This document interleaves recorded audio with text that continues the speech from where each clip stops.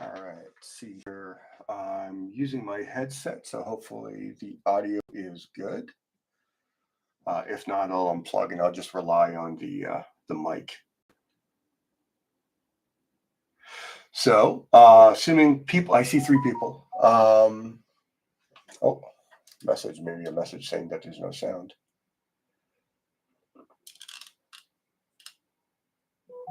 Oh, just noticed it's saying I'm live. Well, let's get this angled down. Usually answers here right away saying, you know what, your sound's terrible or sounds good. Typing that in the chat.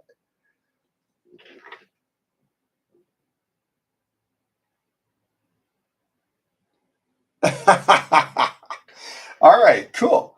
All right, so first order of business, some of the books I got since last time I was on. Here's a book I ordered. If you like weird retro illustration from the 60s and 70s, mostly by Italians, there's actually 4 or 5 books by, I think it's Carrero Press. I got to be careful because there's a lot of stuff that cannot be shown. Yeah, it's Carrero Press. They do a lot of really, really cool retro books. I'm not going to be able to flip through this book. The technique is generally standard. It's like super exploitative, violent horror illustration. The colors are over the top and amazingly well handled. Most of the drawings amazing. I mean, you have to put in context. There's some pretty serious violent stuff going on here, but it's a fun book. It's some fun series of books. Like I said, there's 5. Excuse me. And as you can see, like this intense yellow jacket against the bright red with the green and everything. It's using the full palette. It's a really fun book. Lots of great technique. Let's see if I can find something. Oh, their back covers kind of say, look at the red robe guys. I mean, they're just like popping right out at you. I mean, all the rules of like good illustration are not applied here. It's competent painting to just grab the eye. Because I mean, there's no way, like if you're doing a classical composition, you don't want those reds sitting in the middle of nowhere.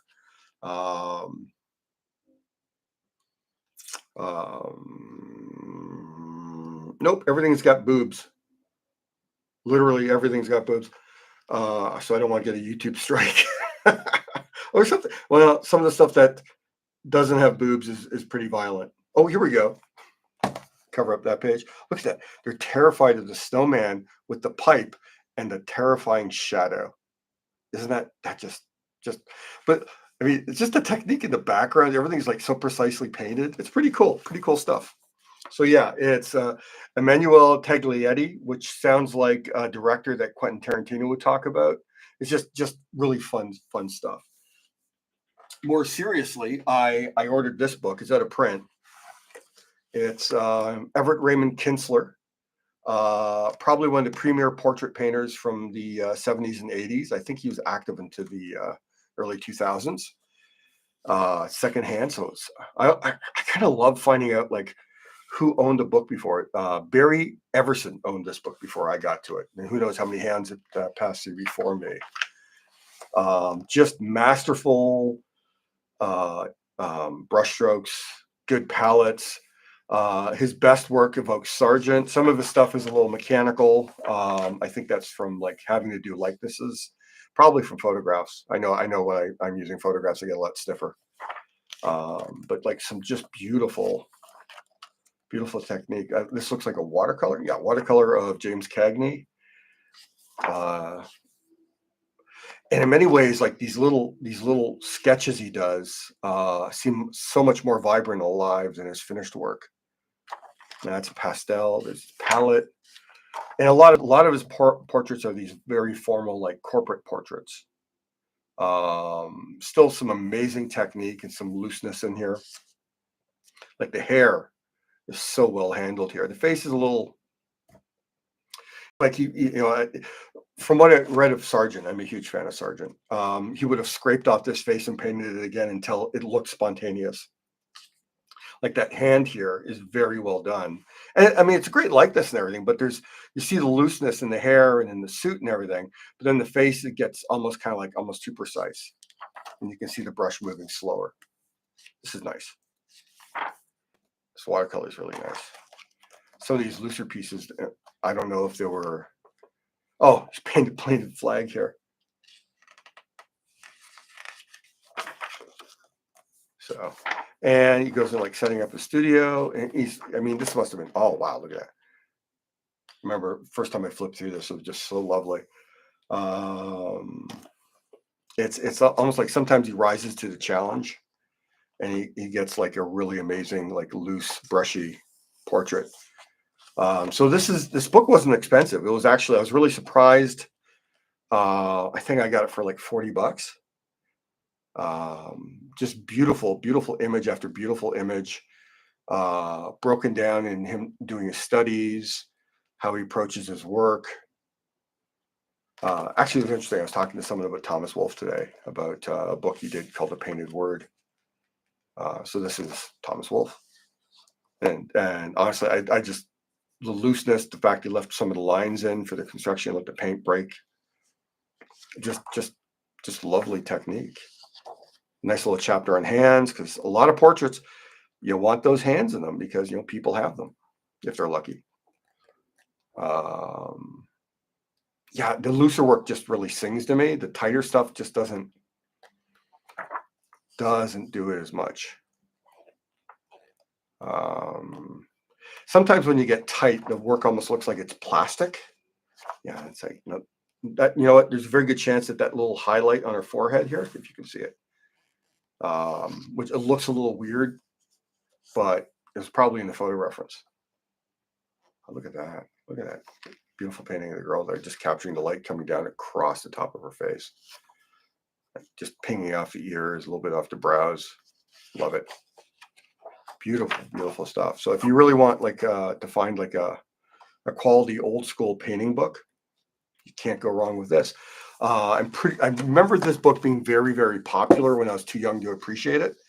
So it shouldn't be that hard to find a copy if you're looking for a used copy.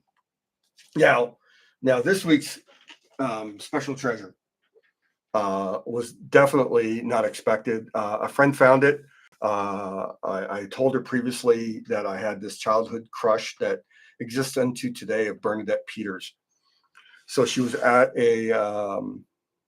I guess an antique environment, like a show like that in Toronto, and she saw a box of Playboy. She goes, "I wonder if Bernadette Peters was ever in Playboy in here."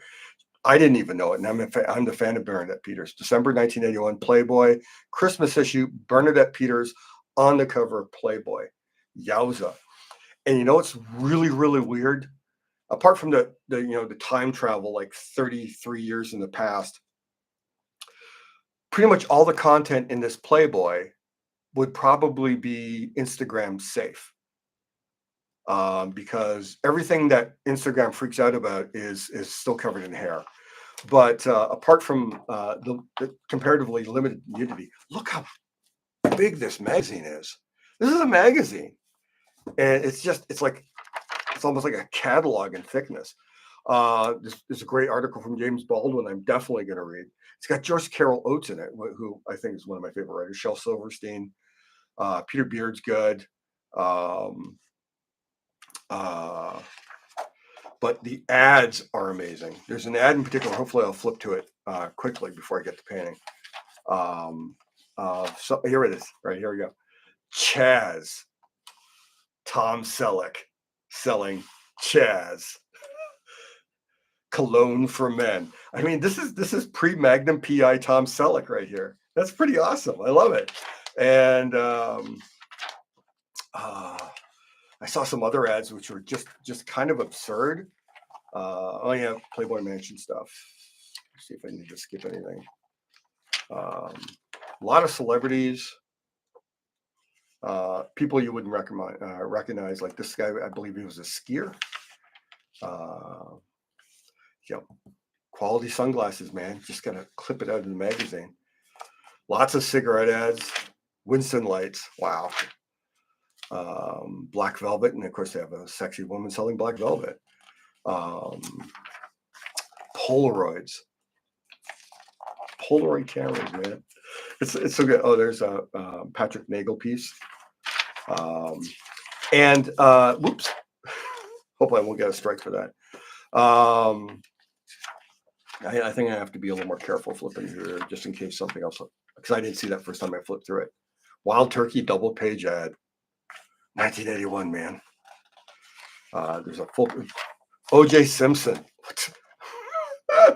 He's got 3 legs. Wink, wink, nudge, nudge. This is short. This is about a year after John Lennon was murdered. So there's a bust of John Lennon, like a tiny little ad for a little bust of John Lennon that doesn't really look like John Lennon. Mustache wax. I almost said that badly. Tanqueray. There's something else I really wanted to show. See if I can find it quickly, because I don't want to waste too much of your time. Because this might be a big deal to me and not to you. Cheryl Teague selling cameras. Liza Minnelli and laser discs. Oh my God, technology. Look at that TV. Look at that TV. Sony, big TV, little TV. Oh my God, so weird. More cigarette ads, more Playmates, Pioneer Audio, more Patrick Nagel. You know what? I think I know. Let me find it. It's usually in the back of like the Playmate. Some of the full page comics in here are great. It's even got like, look, I could send away for a subscription if the magazine's still, printed. I don't think it's in print anymore. Selling underwear for men by mail order. Okay, hang on. There was an article in here. Hang on, see if I find. Oh my God, this was impressive. Look at that. So early days of corporate takeovers. So you got phone cord. Robert Krogel, I remember his work from Illustrator annuals from back in the early day. So you have this. You have a die cut interior page. This is how much money Playboy made. They could do a die cut interior page in the magazine like that, right? So you can see that. It's mind-boggling that they spent money on that. Okay, here we go. This is it. Leroy Neiman's Femblins. So when I was talking about the inspiration for my witches, and I bring up Leroy Neiman's Femblins, when I was young, they always had a few of these in every issue of Playboy. And you can see the gloves. I didn't do because I didn't want to do the fishnet stockings, because that would have broken my wrist just doing all those. But these are the Femblins, in case you've never seen it before. So, I mean, this is amazing. I kind of want to show the Bernadette Peters thing because it's very safe. She's just wearing lingerie. But I think I've already used up 10 minutes of your time here. Oh, let's see what we got here. As long as the pillows and text are not marred. Yeah. Which are the consular painting book or the I can show them again. Mr. Bill's Christmas. Yeah, I know. It's amazing. Yeah, Mike and Donahue from SNL. Yeah, some of those old TVs are pretty good. So this painting book is Everett Raymond Kinsler, right? And the Sex and Horror. There's a whole series of these. You go on Amazon, you see Sex and Horror. They'll show like 5 of them, and this is Manuel Taglietti. So if you're looking for them. All right, so the book portion's over. Let's get to work. All right, so I was going to work on Ellie, The Last of Us this week, because that's what I was supposed to do like 3 weeks ago, last time I was supposed to stream. But, oops. And I had a little bit of FOMO yesterday when I saw that it was the opening of the art gallery of the 30th anniversary Hellboy show in California. And, there's days you wish you could teleport. But so I decided I haven't done a Hellboy piece in a while, let alone a painted Hellboy piece. So I started on this today. I did the drawing, both drawing backgrounds and foregrounds. Here's the drawing of Hellboy itself. And so I put it together in Photoshop with the background, transferred the pencils onto here. Did my usual thing about using watercolor for underpainting. You can see I did some strokes and I let the edge get nice and hard. So it's kind of high. The hard edge from the watercolor coming down like that kind of hides the pencil a bit. Then for this, I used an airbrush loaded with watercolor just to get nice even tones. And I think it's almost it's still a little tacky. So maybe I should have talked about Playboy a little bit longer. But I brushed on a coat of Liquitex matte medium, and that takes some of the shine off. Yeah, it's still damp in some spots. I've been rushing because it was a last minute decision this morning to do this. And that's to seal the watercolor down and keep any graphite or anything from lifting up through the colors and making them muddy. I did do a little bit of gouache, also mostly in the airbrush too, to get a sense of like some fog here. It just, I'll probably either go opaque or I'll just leave it when I get to that point, depending on how it looks. Well, you can't see the fog I was talking about because the piece is so stupidly big. Boop, boop, boop. There we go.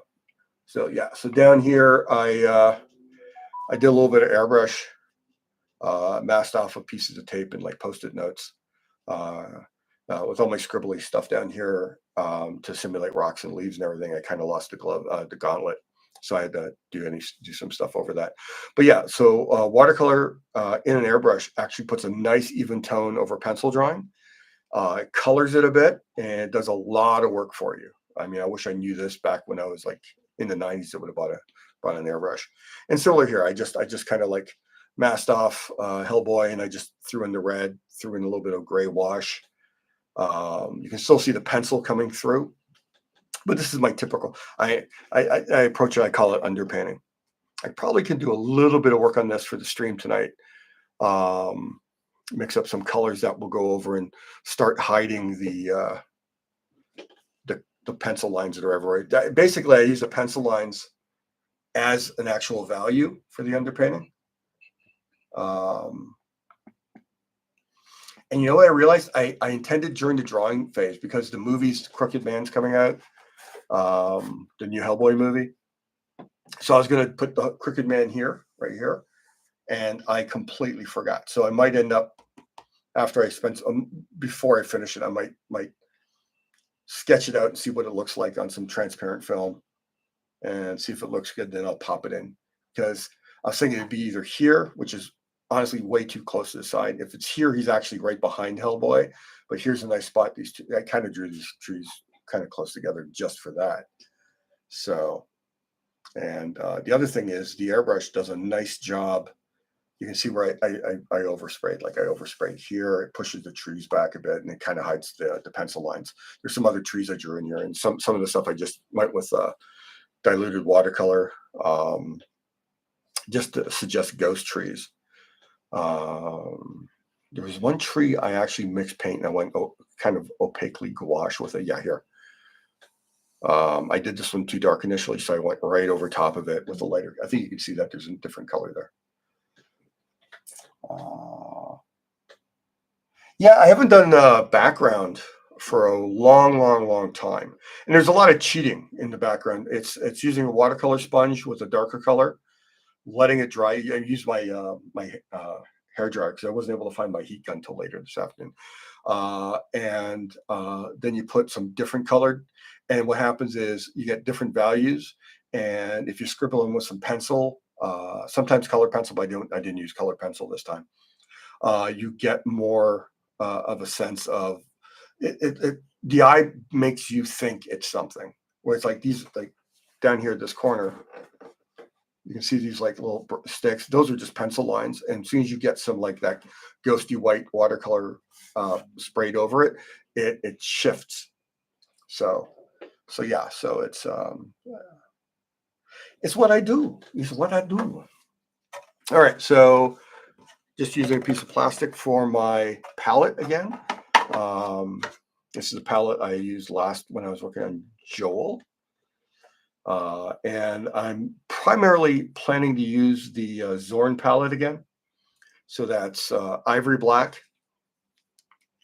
Let's put some here in the palette. Don't need much. You can always add more because it dries out so fast. Yellow ochre. This is acrylic wash. I prefer this to most standard acrylics, but you do what you do. I like the flatter colors that we can get now without the shine. It makes it easier to see things. But the acrylic washes I was looking at didn't have a nice cadmium red light, and that's what you use for the Zorn palette. So that's what I'm using.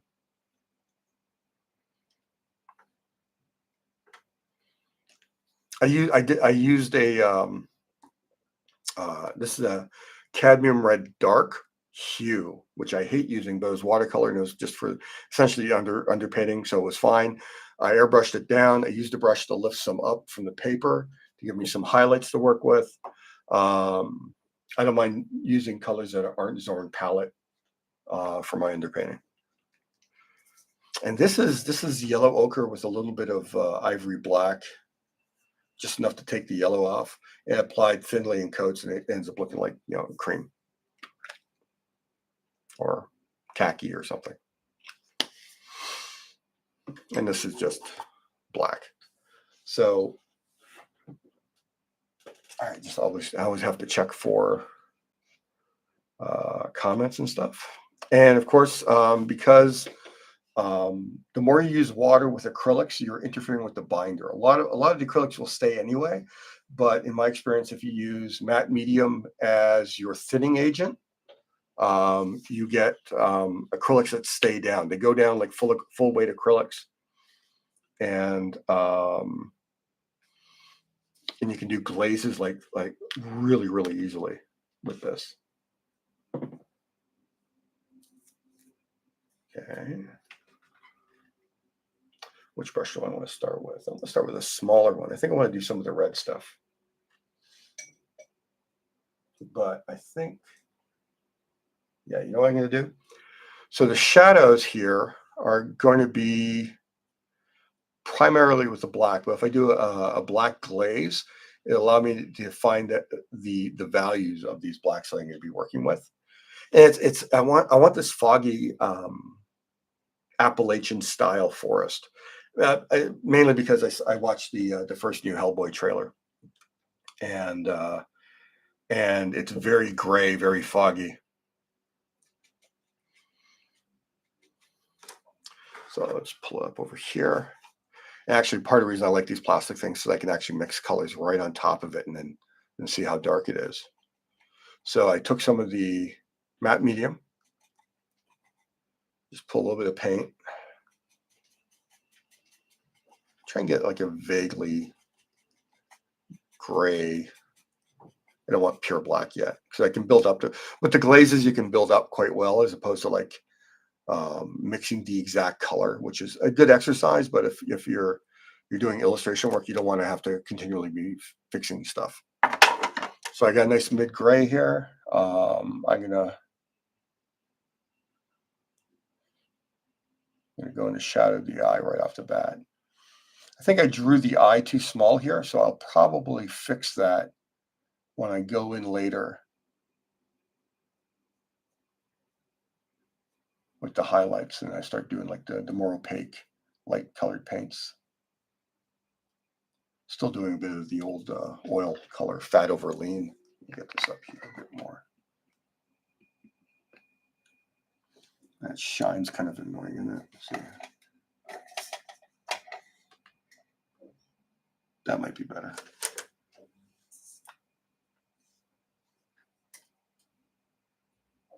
All right, so that gets that dark in there a little bit more.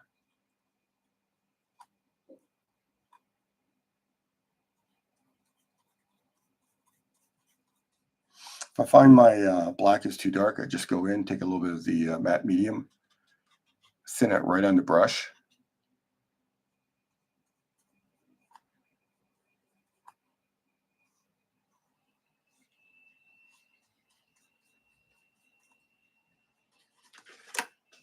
And when I'm doing this, even though I have I have values already established because of what I did with the watercolor.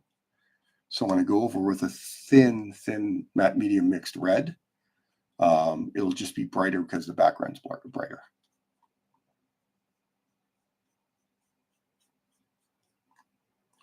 This is also another thing. Like, let's say I wanted to, I don't know, put some green into the tones on Hellboy's skin here, to get a richer color range. Doing it with a glaze is a very safe way to approach that.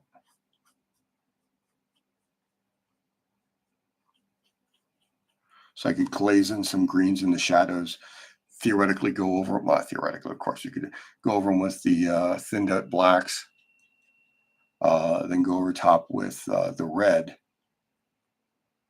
and suddenly it just creates a deeper, richer range of colors in a character that's almost, just flat red.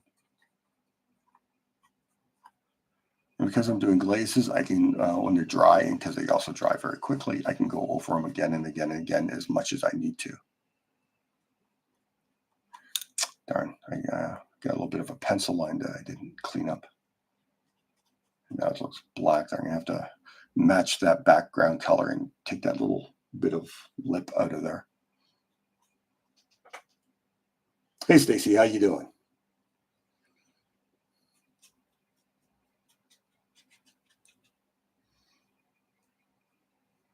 Get a little darker in that ear. So essentially what I'm doing here is it's like I'm rendering. Again, I'm going to go right over top of that eye. This is like pretty much like if you're doing a pencil drawing. It's like an approach of drawing to painting. So I'm not, when I do a finish, I'll actually mix a color that has to go exactly right. And with this, I just know I'm just making the values darker, and then highlights will come later.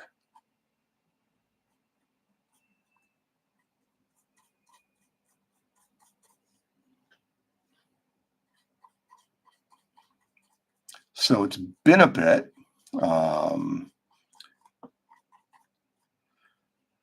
Has anyone seen the new Quiet Place movie? I've been hearing really good word of mouth on that.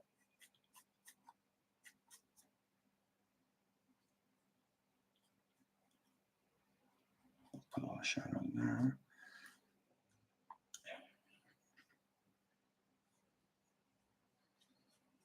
And the other horror movie that's coming out, I don't think it's out for like a week or two, is Long Legs. That looks absolutely terrifying.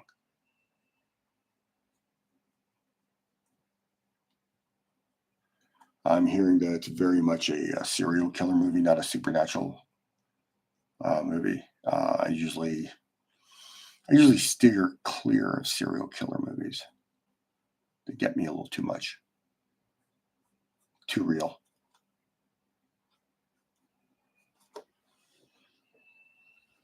So you can see that by putting the shadows, the matte glazes over top of the pencil work disappears. And that's what I'll be doing everywhere, because everything's like super scribbly. You can still see pencil scribbles everywhere. But I will be hiding them with these thin washes of glazes of the various colors. It's a good lazy way to paint or illustrate. Illustration isn't, even in color, isn't always painting. A lot of times it's drawing with color, which is in many ways what I'm doing right now. And the one thing I learned in reading all the interviews with the Golden Age illustrators when I was in art school and since is that process is everything. You get your process down. It's harder for you to make mistakes because you're approaching things the same way all the time. And where your mistakes come in are often where you forget your process, or the process can't adapt to that. So you have to. It saves you brain space. So if you run into a shortcoming of an area, you can focus more energy on that because you know your process is going to take care of everything else. A little less warmth there. There we go. Just push that back a bit.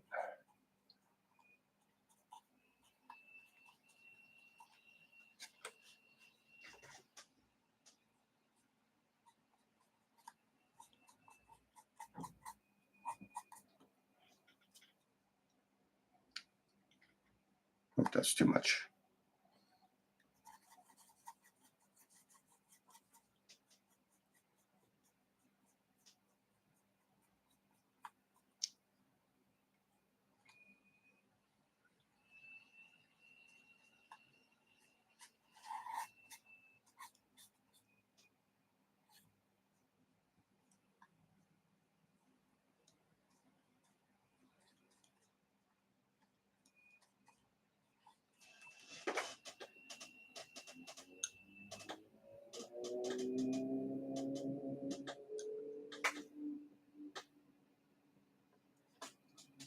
The cat is a start.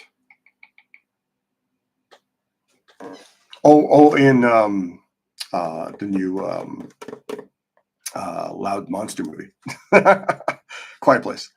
Sorry. Yeah, I heard that the cat's a major thing in the movie. Now I want to go over the black shirt.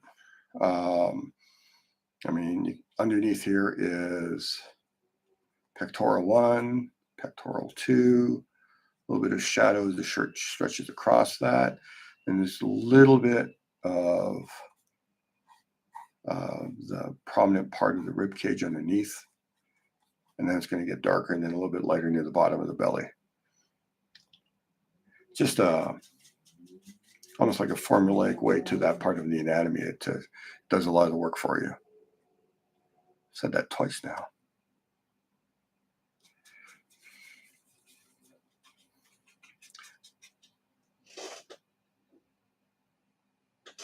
Yeah, I mean, Silence of the Lambs was okay, primarily because of the performances and some of the direction.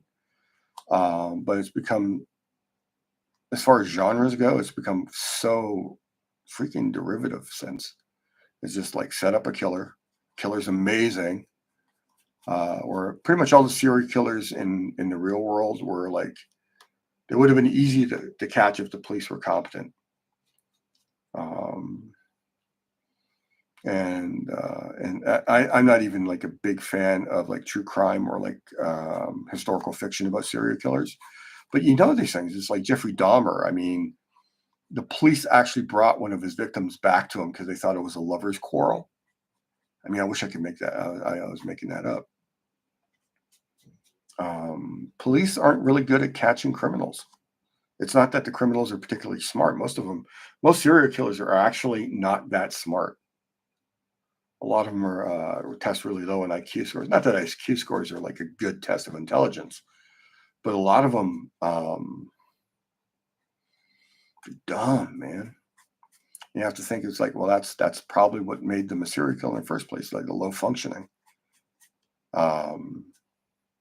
But it makes the whole notion of the serial killer being a genius fall apart. I should be using a bigger brush for this part of the illustration, but I'm just going to unload some more shadow in here. Oh, I'm working out way off here. Here we go. So you can see what I'm doing. So I'm building that shadow here. So another glaze will soften the transition from the lighter part of the black shirt into here. But what I'm doing is I'm putting some greater darks here. So I'm going to glaze over top of that and blend it. The darks will just get a little darker. By applying layers of these darker glazes, everything will just read as a black shirt. Let me pull out a bigger brush for that so I can demonstrate. What's a good brush? Tiny brush for this. This is a pretty good one. I'm going to use this big chunky brush here. I'm going to load it up with some matte medium first, so the black doesn't get. One of the tricks of the matte medium is if you get the matte medium in your brush first, when you add black to it, you won't get like these big clumps of black stuck in the brush. They'll come out like streaks in your glazes. You might end up with thinner areas, but that's a lot easier to blend out than suddenly a dark streak of pigment in your painting.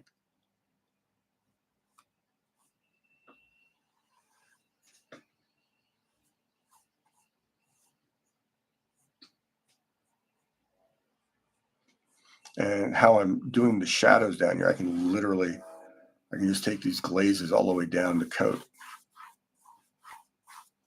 It'll just make everything. Let me pull the camera back. So I'm working on the bigger figure now.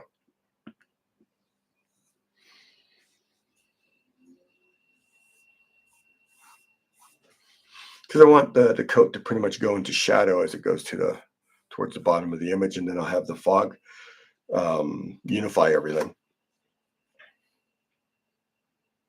I can do things like just do these gradations with the brush.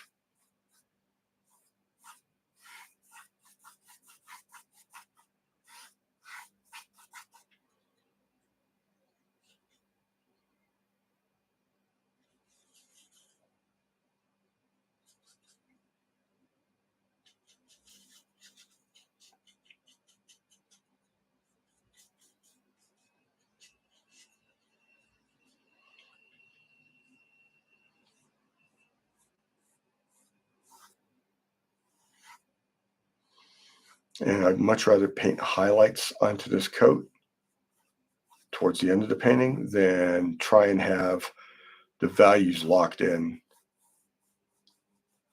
You know, I want this to blend a little bit.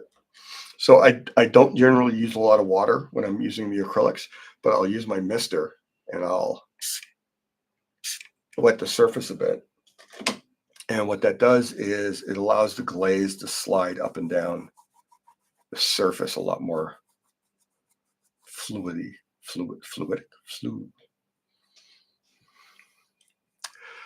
akin unto a fluid.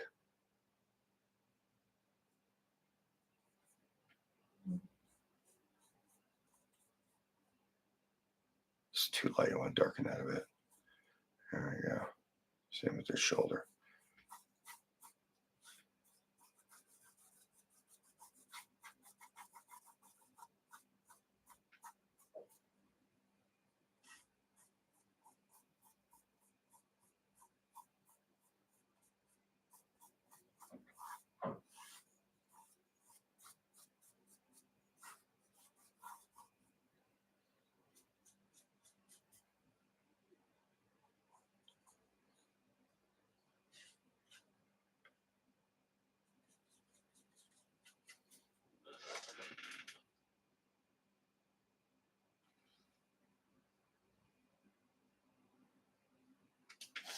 Yeah, exactly, Anson. It's um, I was fascinated. I think a lot of people became fascinated with serial killers because of Silence of the Lambs.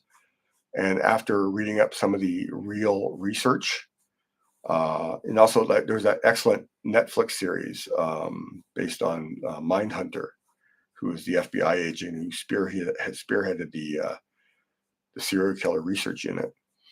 Um, a lot of these guys, they had cunning, but they didn't have actual real intelligence. Um, and it makes you wonder about people like the Zodiac killer, who went uncaught, except that I think they now know who he was.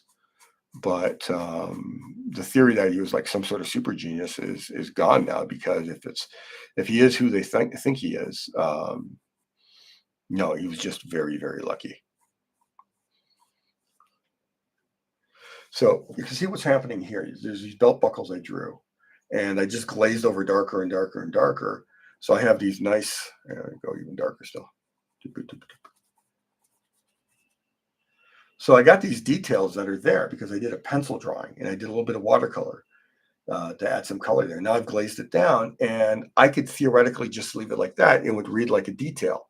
But later in the painting, I'm actually going to go and I'm going to put a little bit of gray as a mid-tone because it's going to be a reflective belt buckle, like a metal or steel one, and then a highlight on it. And that's all I'll have to do because all the mid-value painting is already done. And very much that's what I get to do with the coat too.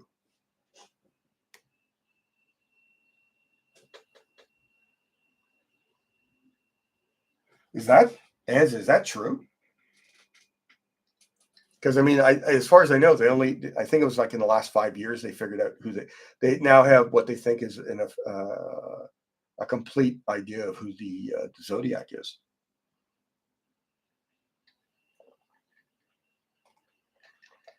Oh, okay, good. God. I was like, he's fucking with me. Yeah, he's fucking with me. Thank you. God, you got me.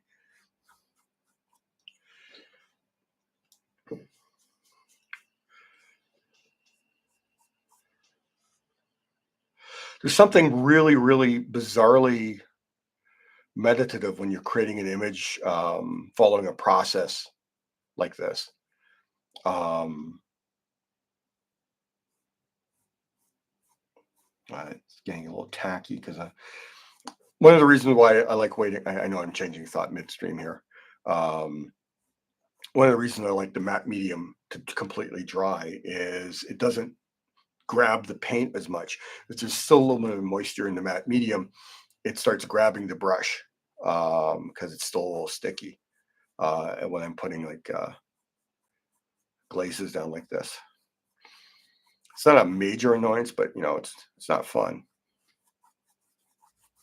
I could easily spritz it again, and I think I might. I just want to get this sleeve here done darker. You know what I'm going to do? I'm actually going to thin the glaze instead. Hang on.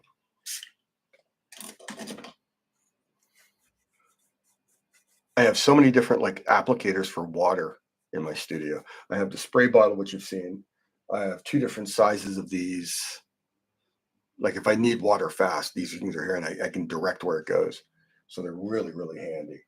The longer you work painting and drawing, the more you realize what tools you should have on hand at all times, and what to have them do. I'll put some like creases and stuff in the sleeve here. Also take some of that dark down there. Go into the hand. Put some more shadow in the fingers. I can paint the smoke through that fur again.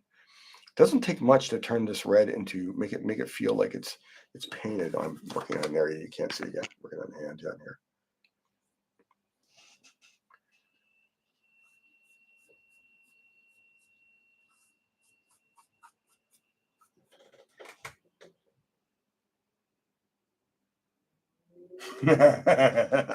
Honey Bunch. Yeah, I'm pretty sure the Zodiac's mom called him Honey Bunch.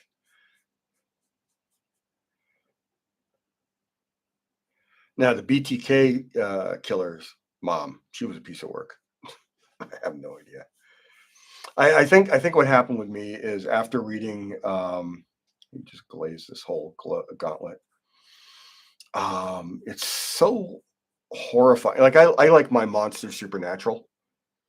Um, give me like vampires and Lovecraftian creepy crawlies because they're monsters, right? I mean, they don't exist. So the type of fear that they create in the genre is negligible. I mean, outside of the experience of the storytelling. Um, Human monsters really exist, and I kind of find them scarier.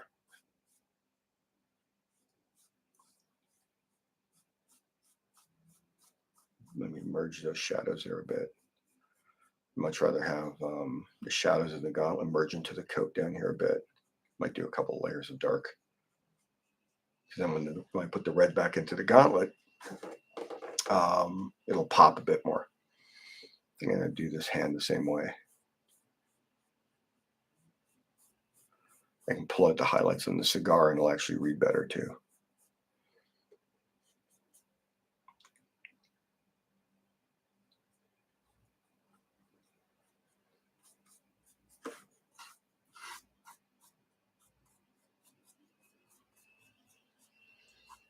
Come down here a bit more on the side.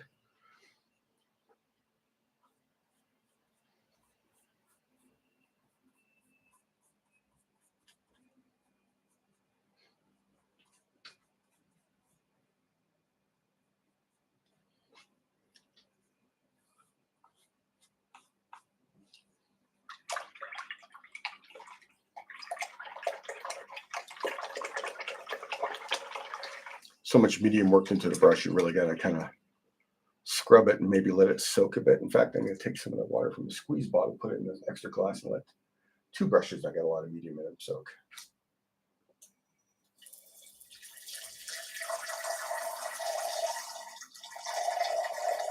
Oh, that sounds good for a stream. But sorry, couldn't resist.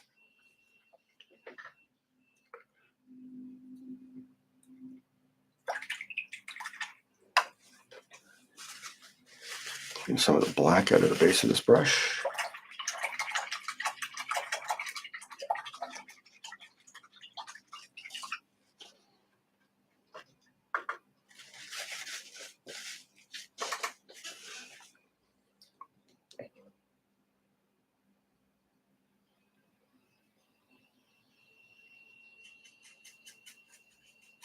So I'm going to be very, very, very careful with the cadmium red light because it is so different from the watercolor red I used. Because hues, if you don't know, hues aren't real colors.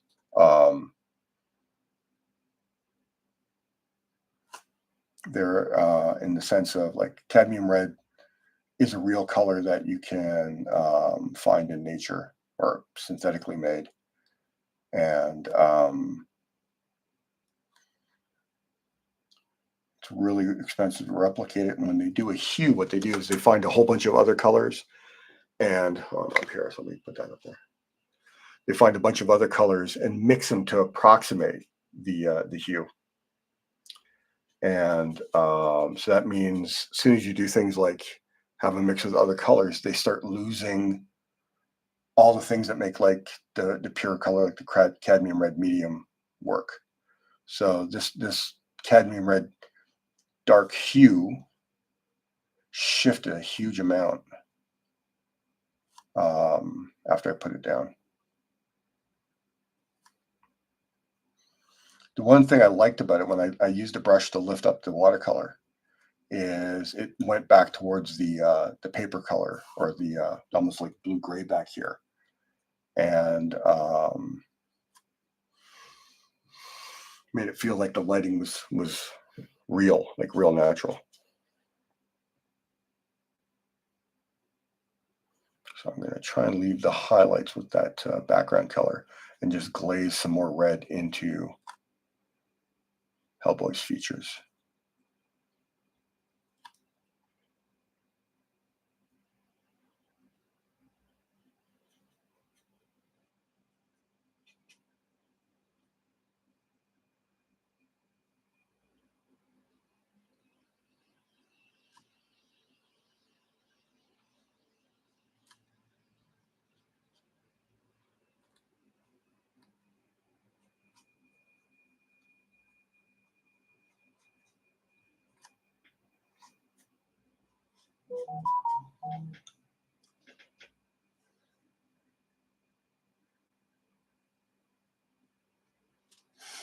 It really is. I mean, it's very much trying to hold up to classic Vermilion, which was there's a oh my god, I'm blanking on the name of the channel. There's a great channel on YouTube. This artist, she's exploring all the incredibly toxic colors that used to be so heavily used, like London green, which is apparently made out of arsenic. I mean, think about that. Ugh. So these artists were like killing themselves. Vermilion was literally a poison. Oops, look at that. There we go. Finger save. There was like so many pigments that were just made with the most terrifying, by our contemporary standards, because we know what they are now, the most terrifying sources.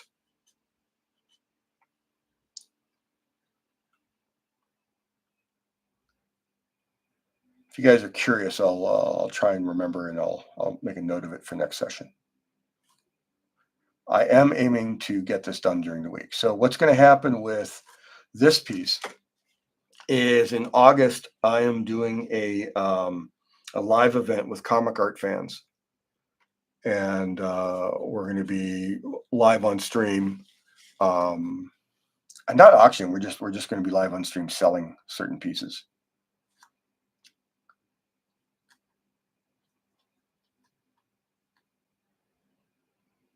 push that down. Looks like his mouth is a little off there.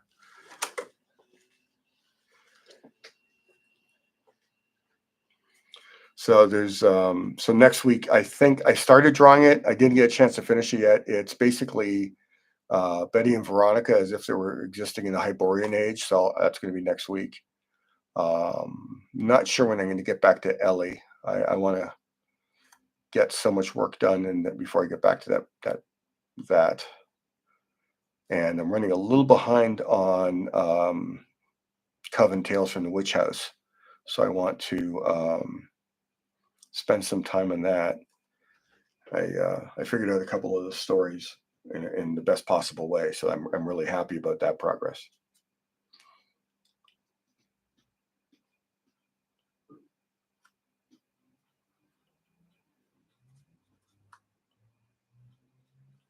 Oh, I'm working an area off camera again. It's weird working on a piece this big. So you can see like just glazing in the cadmium red over the cad red dark hue. It actually gives it a much more vibrant, saturated paint drove Caravaggia side. I wouldn't be surprised if a lot of artists weren't driven mentally ill by various paints they were using.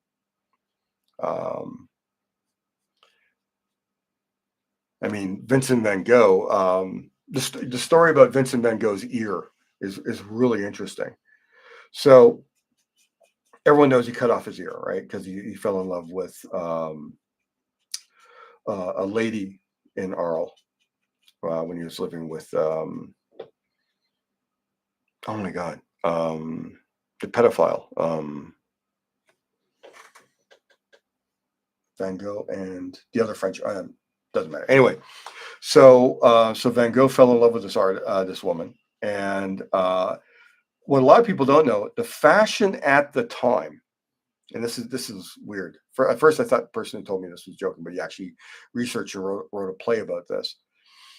The fashion at the time, if you were falling in love with a woman, to prove your love, you would cut off a tiny piece of your earlobe and give it to her.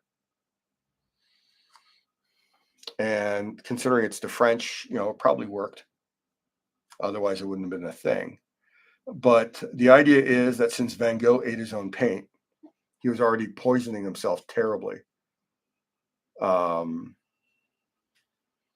he was probably experiencing some form of, I don't know, delirium tremens. I think, was he drinking absinthe too, or is that Gauguin? Gauguin was the other artist he was rooming with. Gauguin was a monster.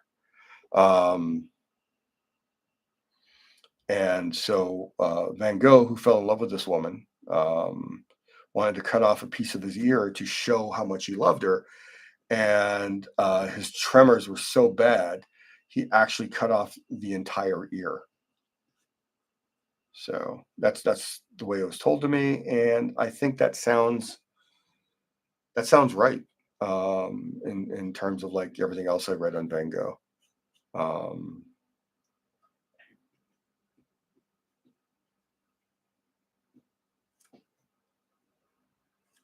So I'm going to go back. I'm going to be doing a lot more work on the stone glove because I want some shadows and highlights and to get that stony texture in there. You can see little bits I put in here, but I'm just trying to nail the colors right now. A little bit more glaze. Going into the shadow, I want to thin the red out a bit more. I want to have a presence of that red, but I want that shadow to be in there. And I'm probably going to go back in and glaze in some darks in the darker areas too. So the glove's going to be layer of this color, layer of this value, layer of this color, layer of this value.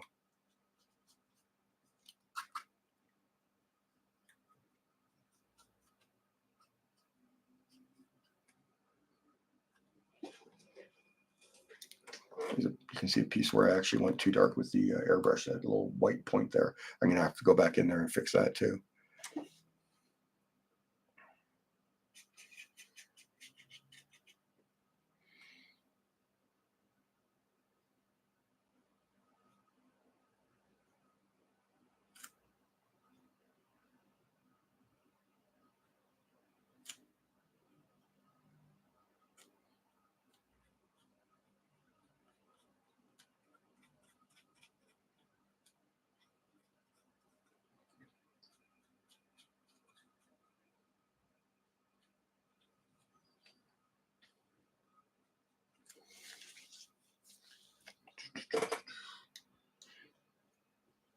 Let's go back into the head for a bit. See this highlight up here that's too white. I want to add some red to that.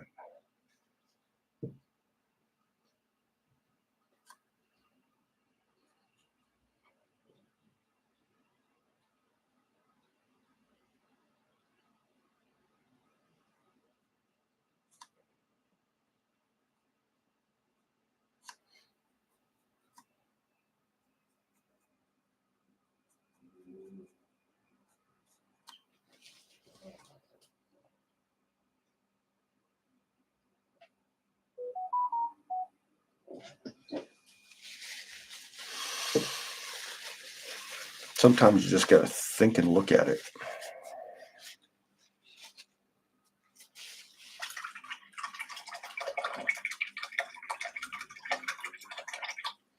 Okay, before I hit it with paint, what I'm going to do is I'm going to get a white colored pencil.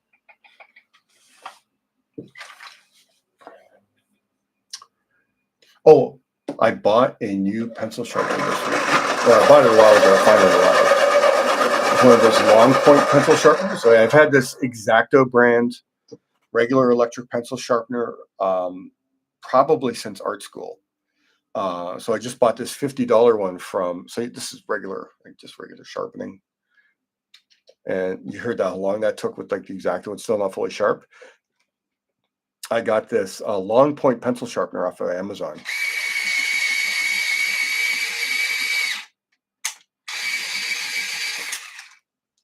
Look at that. Look at that. Isn't that crazy?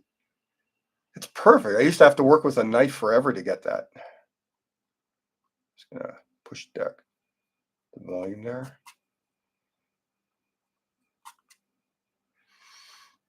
So this is a pigment with wax. So it'll bind with the acrylics quite nicely, and I can go back in with a little bit. It basically reduces how much paint I can do, like the thinnest glaze of the paint to get rid of that little bit of a nub. It's gone now. So I can also do things like pop in light highlights and then go over them again.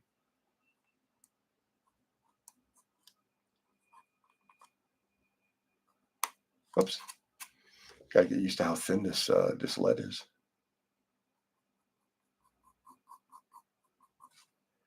Just allows me to put some like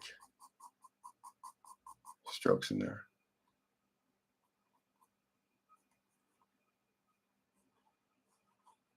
And I can paint right over top of these. It pushes the colored pencil into the paint in a nice way.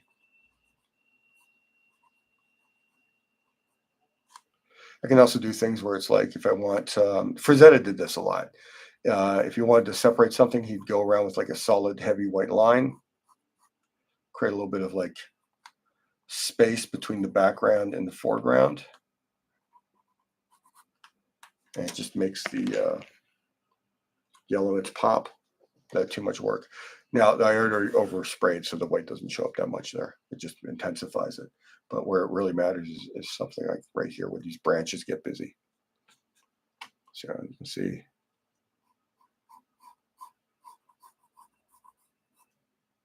Just separates it just from the background a bit. I don't know if I'll keep that.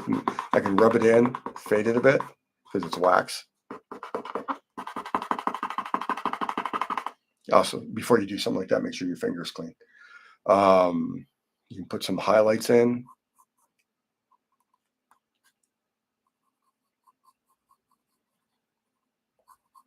Like if they disappeared in the pencils while you were working, just put some highlights in, and when you paint over them, it won't be white anymore. It'll be tinted by whatever color you put on top of it.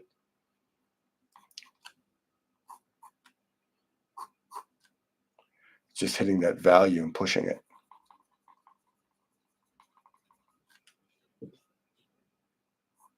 Do I want to highlight on the top of it? I think I want to still go darker with that shirt, so I'm not going to put any highlight. But with the belt buckle, I can make that initial.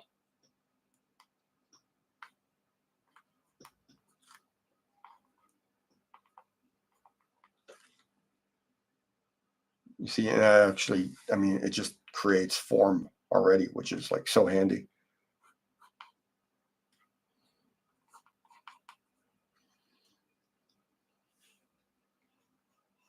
I can do that here, and I put a highlight, and when I go over top of it with red again, it's no longer white, so it's not as obnoxious.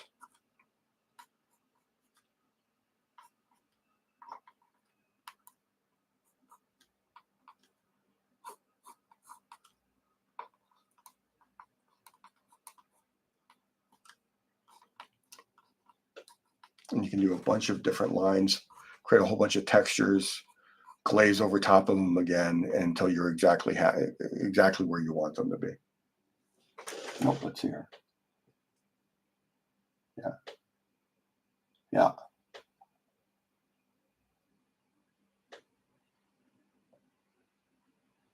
Pickle flavor moonshine. Oh my God. What is it with pickles of like they're everywhere now, man. I mean, it's almost too much. You know what? I think I want to get rid of that line there too.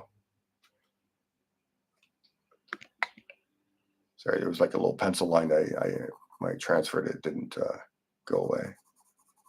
I'm pushing back a bit with the white pencil crayon.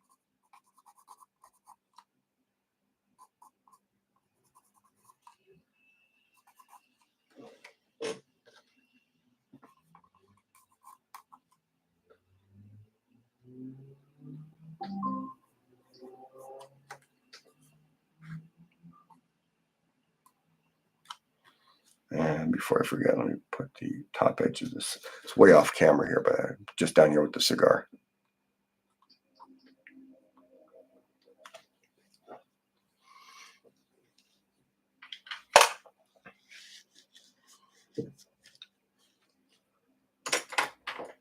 So I'm going to do some like little noodly detail work in the shadows here with the black, but I'm still glazing it as my thinning agent. Um, so I'm using a finer brush. Going to makes up a much darker black glaze.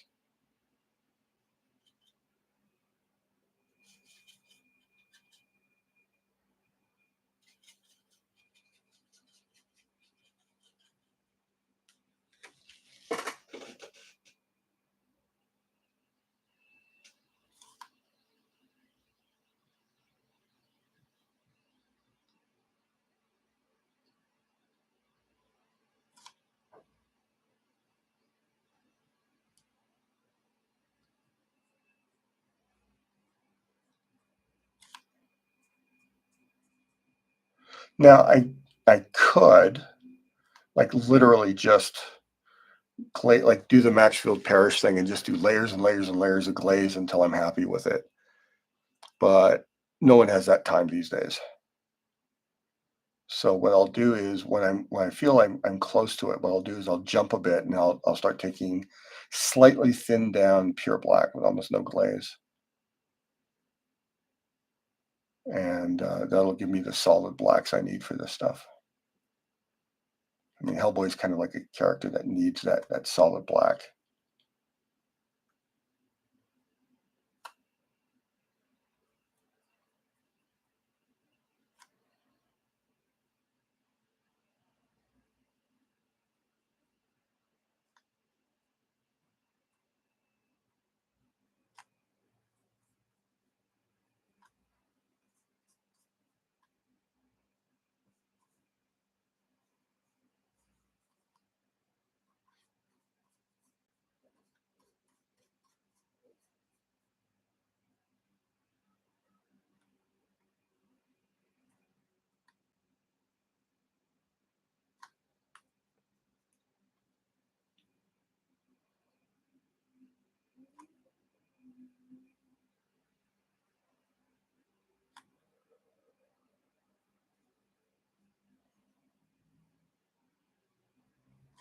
I'll probably come back in with highlights on the hair too.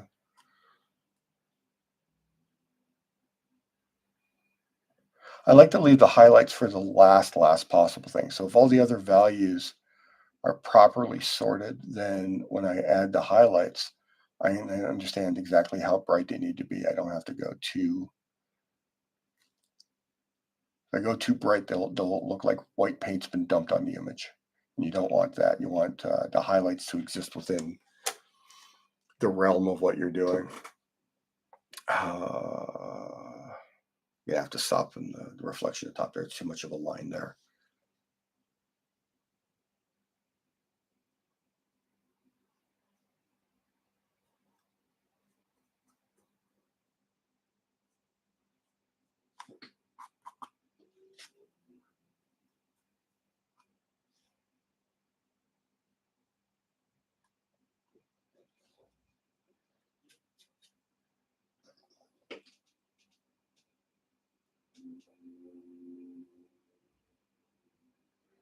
Oh, you know what I forgot to mention? Let me see where it is. I think it's still at 300. So just under a week ago, Coven reopened for last minute sales before they start shipping. And so there's a little bit over a day left. I'll give you the exact hours. There's 30 hours and 52 minutes left. And we're sitting at exactly 300 supporters. So that means we went from 272 to 300 in this last week, which is pretty good considering the campaign went for a month. So it's like I wasn't sure if we're going to pick up anyone. I know there's a couple of people asking for them.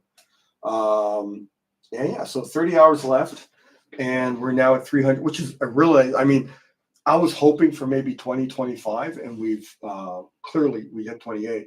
So we definitely outperformed that, my minimum hope. But there's still over 24 hours left, so we might, get a few more copies sold, which is, always good to support the artist. I'm still thinking about that pickle flavored moonshine. It's so gross. I'm going to soften that with a little bit of, this is getting too broad right there. I want to put some matte mixed black there.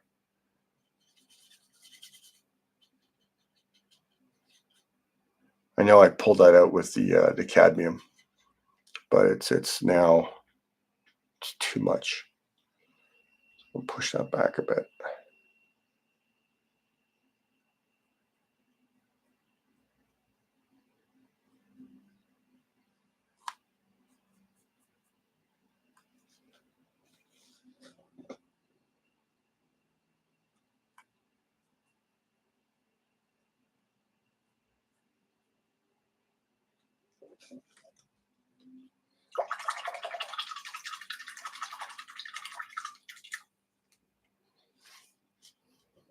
I can actually put some of the red in that matte mix.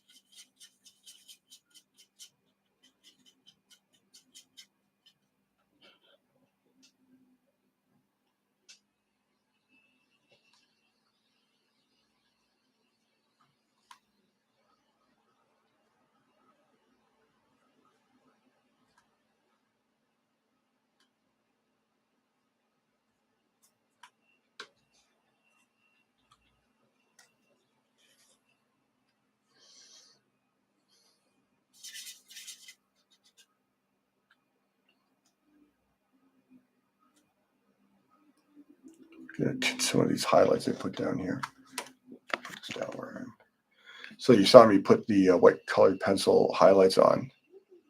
So if I just put that glazed black and cad light red mix over top of it, you still get a highlight, but now it's a colored highlight. It's more of a pinkish highlight, and it allows me to go in and exacerbate the highlights more and make them more visible.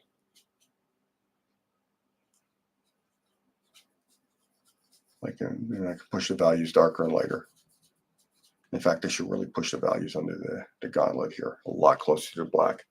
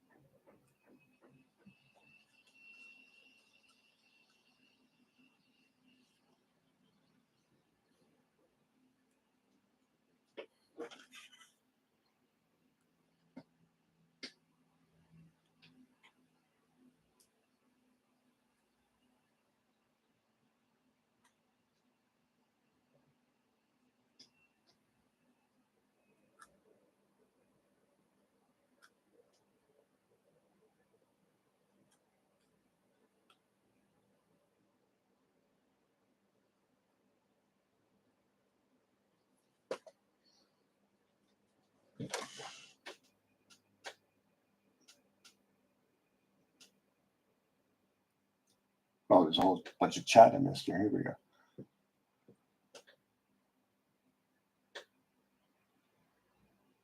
Oh, yeah, I had to miss a couple of weeks. Canada Day was last weekend, so I wasn't doing that either.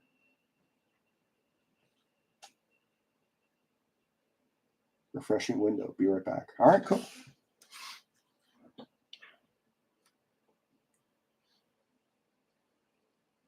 Now, I also understand the way I use the white color pencil. I could use a black color pencil or even just straight up black pen to establish some blacks and then tint over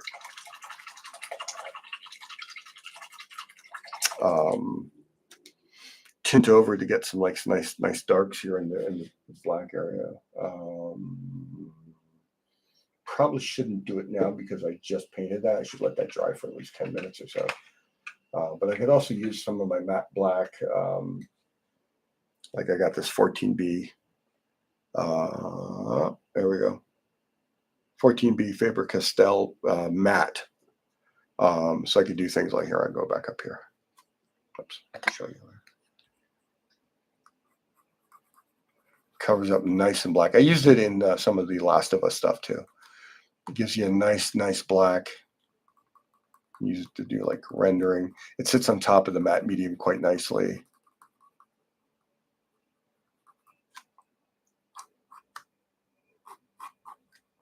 Allows you to reestablish some of the drawing quite easily.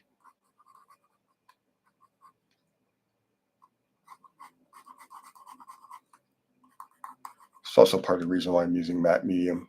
It can take a little bit more work like this. Yeah, you can actually push the values down like right around the hand there. That was.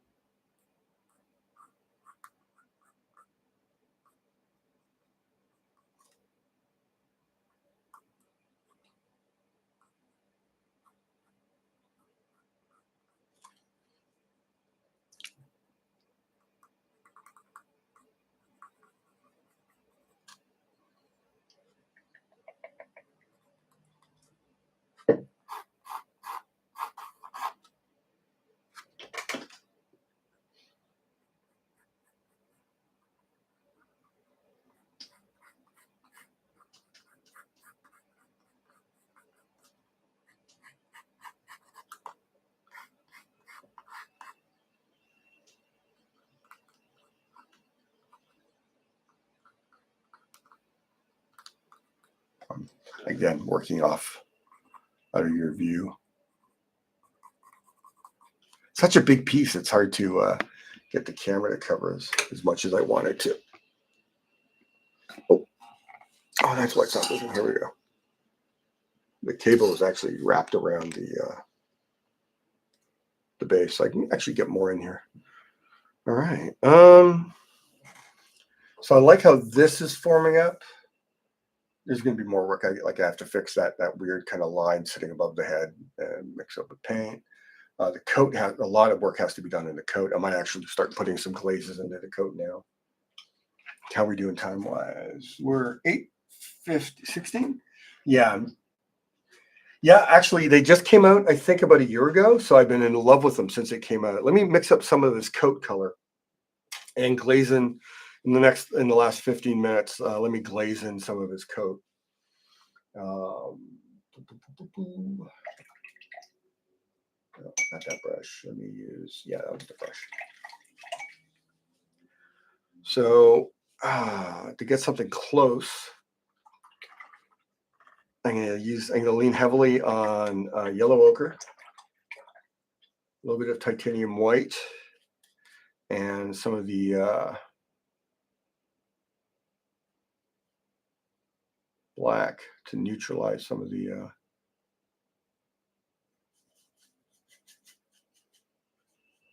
intensity of the yellow ochre. That might be too much. Let me see here. And it still leans toward green, so I'm going to add a little bit of the cad red. The beauty of the Zorn palette, like any limited palette, just using that limited range of colors means you learn how those colors interact, so you get a better shot at mixing them. Load up on a bunch of matte medium. So considering I've taken like quite an intense yellow here, and mix it with some white and some black, and like pretty much mixed all the colors in a certain proportion, and I got pretty close to khaki already. I think maybe just a little bit more black. You have to be very careful adding black because black is such an overwhelming pigment.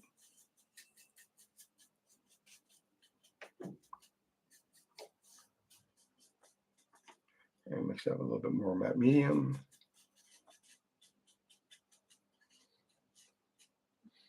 Deload the brush. And where do I want to start? I guess I'll start up here.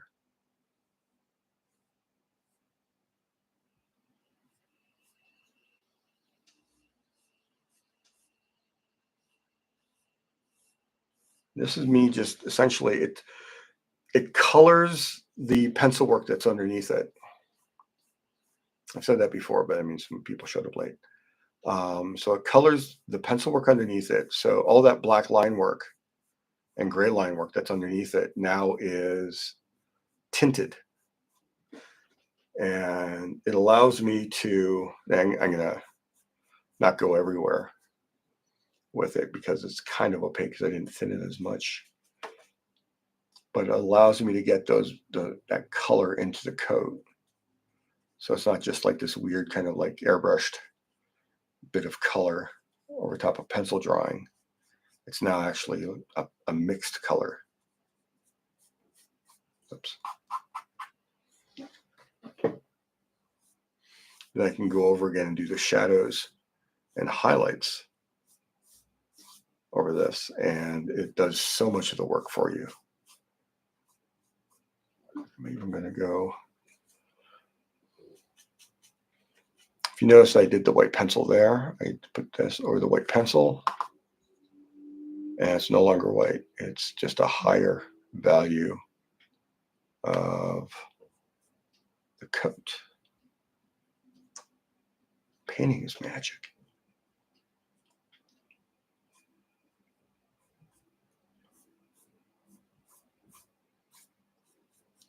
Yeah, thin that a bit more as I go down to the dark areas. I want those textures to show through, but I want that tint to be in there.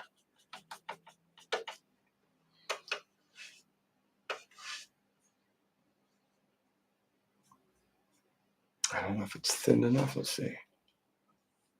Yeah, it's pretty good.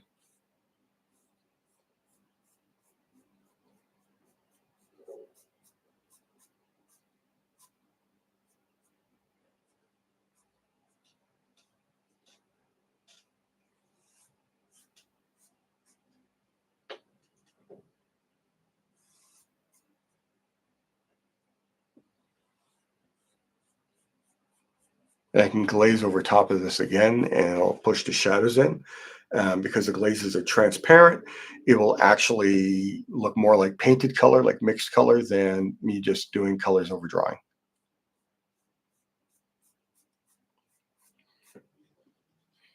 And because of the neutral light source, that kind of like cool blue, I can just use straight white, lighten up the glaze. It still has to be thin, but while it's still working away, I can actually put very subtle highlights into what I've already just painted.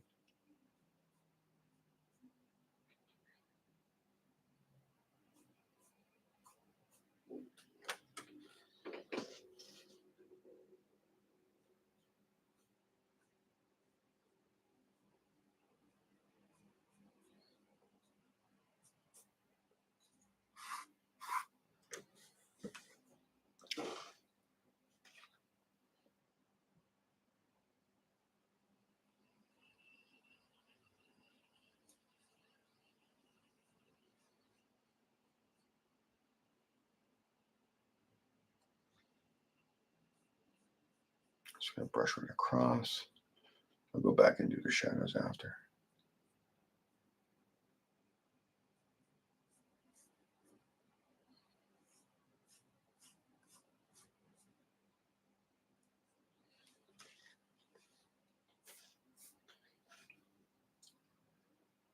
spray bottle. There we go.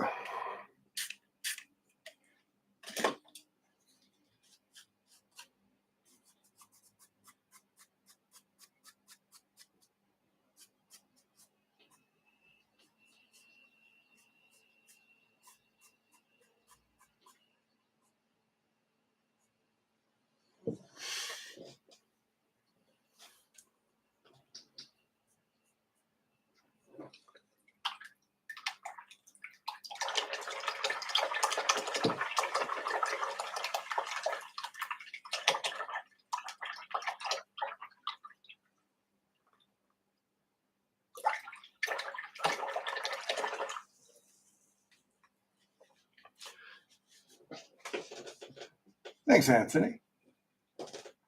Bob Ross is the greatest con man in history. Every week he told people they could paint just like him, and every week people discovered they couldn't. You know what? I didn't have Bob Ross. Growing up in Winnipeg, we had William Alexander, and I honestly can't remember who came first. I know they were friends at one point, and one taught the other the technique. William Alexander was the much older person. So part of me wants to say he was first, and then Bob Ross just became more famous. But I don't think it matters.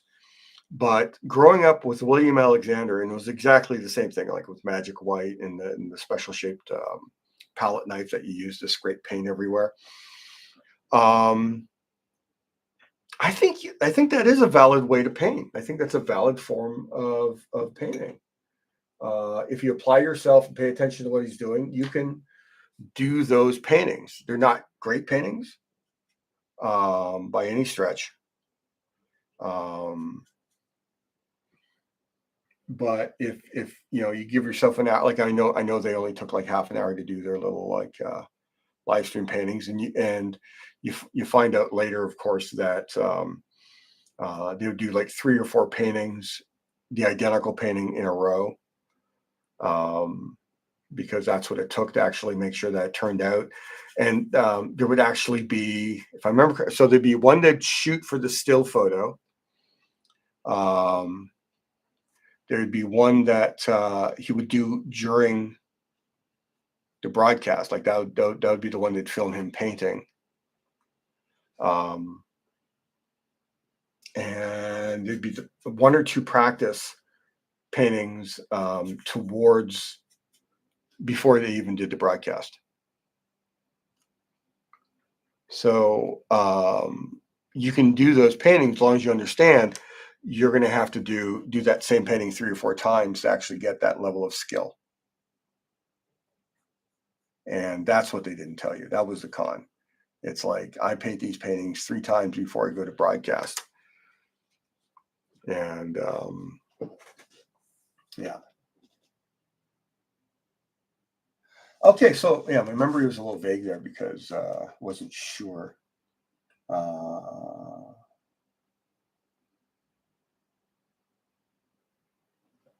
Yeah, I want to paint with oils again, and but I've been holding off because of the solvents.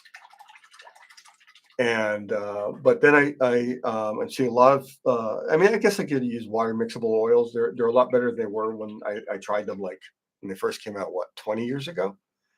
But I went and picked this up.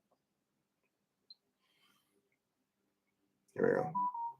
So apparently this replaces any terpenoid or solvent you use, because it breaks down oil paint, even though and it's an oil, so there's no fumes from it. A lot of the low odor terpenoids that they sell still give off fumes. So I used to get massive headaches last time I tried oil painting. I don't particularly want to die of cancer or any other stuff. So yeah, I was hoping to get into oil painting this summer, but I accepted all these covers for Dynamite Comics, and I'm really enjoying them. Like I think they've only released the first Johnny Quest cover I've done, but I just finished the third. I just did my first Barbarella cover. So there's like my childhood fantasies of watching Barbarella. when they would show Barbarella late night TV in Winnipeg. Yeah, they did. They had all the nudity and everything. It was amazing for a 12-year-old me. So I've had a crush on Barbarella ever since. And I actually picked up the, I'm trying to remember which publisher did, but they just did a collection of the original Barbarella comics out. And I grabbed that as soon as I saw it at Kingston Nexus when I was out there. I didn't even know it was out. I just saw it on their shelf. I think I'm supposed to do some Vampirilla covers too. So it's hard to say no to those. Like Johnny Quest was a cartoon I loved when I was a kid. Barbarella was a movie that I loved as an adolescent. And Vampirilla was like just always one of my favorite comic characters. All right, so I'm going to finish this week. Like I said, this is going to be part of a live event where they're selling a bunch of my art on Comic Art Fan in August. I don't know if I'm allowed to even talk about it yet, but it's yeah, I think it's like mid-August. I have to send a bunch. So next week is going to be me drawing Betty and Veronica as barbarians. Yeah, Ninja. Yeah, and there's certain characters you just got to do, not just for the fact that you can sell the art. There's a huge market for like Vampirilla, Barbarella art. I don't know if there's a huge market for Johnny Quest, but I mean there is a nostalgia market for it. Yeah, so I'm going to finish this during the week, and I'll post it during the week. I'll probably post this tomorrow as my daily drawing because I did it today, and it's not following the rules, but I might even sell, even though it's on lighter paper, I might sell it. People are looking for bargains, so a nice pencil sketch might be something someone's looking for. So yeah, I'll finish this week. Next Sunday, Betty and Veronica. If you're not following on all my socials, I'm Richard Pace on Instagram. I'm also on Kara, which is the new anti-art website, which is great. I'm on Bluesky, which nothing seems to be happening there, but I'm there anyway. If you want to support me directly, apart from buying original art at my original art shop, you can join my $1 a month Patreon. That's where I get to share all the behind the scenes sketches, development stuff, sometimes months before it gets revealed to the public. And it's only $1 a month. And this week I'm going to be doing a video. I shot it once and the audio was terrible, so I had to shoot again. I just haven't had time yet. And for my Patreon supporters, the best comment on my giveaways will get the item. So this case, it's going to be a famous artist book on drawing people. So yeah, so that's it for this week. I'm hoping I'm going to be more consistent after the last few weeks with like internet issues and Canada Day and all that. But yeah, I'm looking forward to being around every Sunday for the foreseeable. And also, if you haven't gotten Coven, my book of 100 witches, and you want it, it's over on Zoop. And there's 30 hours left to back the book. I'm very happy with it. It's 100 of my witch drawings. And that's it. So you guys have an amazing week. Don't get in too much trouble, but if you do get in trouble, make sure it's good trouble. Have a good night, people.